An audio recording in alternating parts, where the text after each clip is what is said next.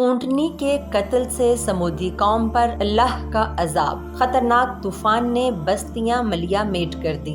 हज़रत सालेह अलैहिस्सलाम ने नबूवत का ऐलान किया तो समूद कौम के सरदार आपके दुश्मन हो गए, मगर अक्सर गरीब और आम लोगों ने आप पर यकीन किया और ईमान लाए।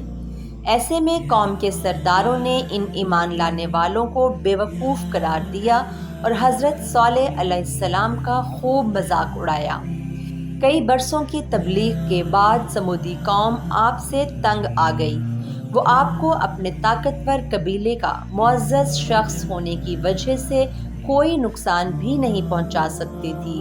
कबीले के सरदारों ने कहा कि हम तंग आ चुके हैं, हम तुमसे साफ साफ बातें करना चाहते हैं, वो ये कि तुम कोई मोजज़ा दिखाओ, अगर तुमने ऐसा कर दिया तो हम तुम पर ईमान ले आएंगे।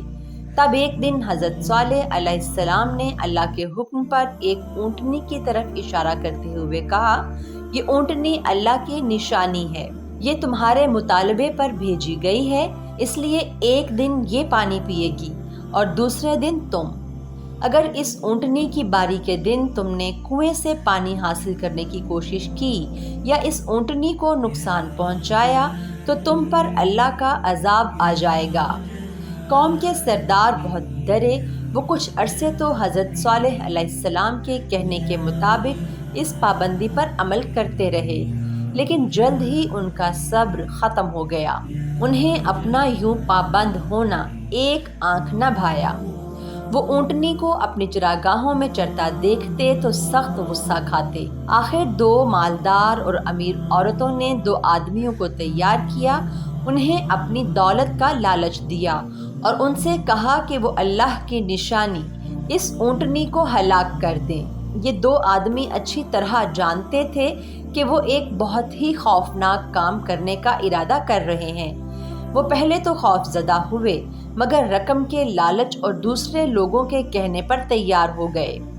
इन आदमियों ने मंसूबा बनाया कि वो ऊँटनी को उस दिन हलाक करेंगे जब उसके पानी पीने का दिन होगा। चुनाचे अगले ही दिन वो कुएं के पास जाकर छुप गए।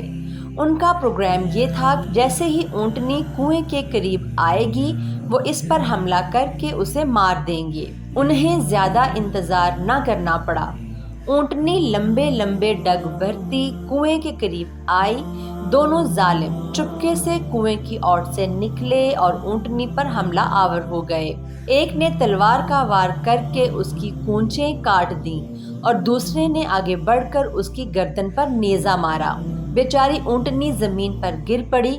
बेकसूर ऊँटनी को जमीन पर तड़पते देखकर दूसरे लोग भी पहुंच गए। ये लोग छुपकर ये सारा मंजर देख रहे थे। उन्होंने जब देखा कि ऊँटनी पर हमला करने वालों को कुछ नहीं हुआ तो उनका भी हौसला बढ़ा। वो भी अपना गुस्सा उतारने पहुंच गए। अब वो सब मिलकर ऊँटनी को मार रहे थे। ऊँटनी को मारने वालों को रिश्वत देने वाली औरतें भी ये मंजर देख रही थीं। उन सब ने खुशी के नारे लगाए और हज़रत सालेह अलैहिस्सलाम का मजाक उड़ाया। वो कह रहे थे कि ऐ सालेह, हमने अल्लाह की निशानी ऊँटनी को कत्ल कर दिया है और हमें कुछ नहीं हुआ। ये बेवकूफ़ लोग नहीं जानते थे कि उन्होंने अल्लाह की दी हुई मोहलत को अपने हाथों से ख़त्म कर लिया है। हज़रत सालेह अलैहिस्सलाम तक ये खबर पहुंची तो आपकी आंखों में आंसू आ गए। आपने फरमाया कि अब कौम समूद की मोहलत ख़त्म हो गई है। इन लोगों पर 24 घंटों के दौरान ऐसा अजाब आएगा कि उनकी बस्तियां इबरत का निशान बन जाएंगी। हज़रत सालेह अलैहिस्सलाम की ये बात जब ऊँटनी के कातिलों तक पहुंची तो वो बहुत खौफजदा हुए, लेकिन माफ़ी मांगने के बजाय उन्होंने हज़रत सालेह अलैहिस्सलाम को शहीद करने का मंसूबा बनाया। 9 कबीले इकट्ठे हो गए और हर कबीले से एक एक जंगजू मुंतखब किया गया और फैसला हुआ कि रात को हज़रत सालेह अलैहिस्सलाम के घर पर हमला करके उनका किस्सा पाक कर दिया जाए। उन्होंने एक दूसरे से वादा लिया कि हज़रत सालेह अलैहिस्सलाम को शहीद करने के लिए सब कबीले एक दूसरे का साथ देंगे। यूँ हज़रत सालेह अलैहिस्सलाम का कबीला बाकी कबीलों से बदला लेने की जुर्रत नहीं कर सकेगा। اور ڈر کر خاموش ہو جائے گا، لیکن اللہ تعالیٰ نے اپنے قانون کے مطابق ان کافروں کو اپنے منصوبے پر عمل کرنے کی مہلت ہی نہ دی۔ اللہ تعالیٰ کا قانون ہے کہ اس کے رسولوں کو ان کی قوم یوں شہید نہیں کر سکتی۔ اگر قوم اس کی کوشش بھی کرتی ہے تو اس پر عذاب آ جاتا ہے۔ چنانچہ حضرت صالح علیہ السلام کو اللہ نے حکم دیا اور وہ اپنے ماننے والوں کو ساتھ لے کر راتوں رات وہاں سے نکل گئے۔ اسی رات وادی میں ایک خوفناک طوفان آیا۔ بگولے کی شکل کے اس طوفان کی گرج انتہائی دہشت ناک تھی۔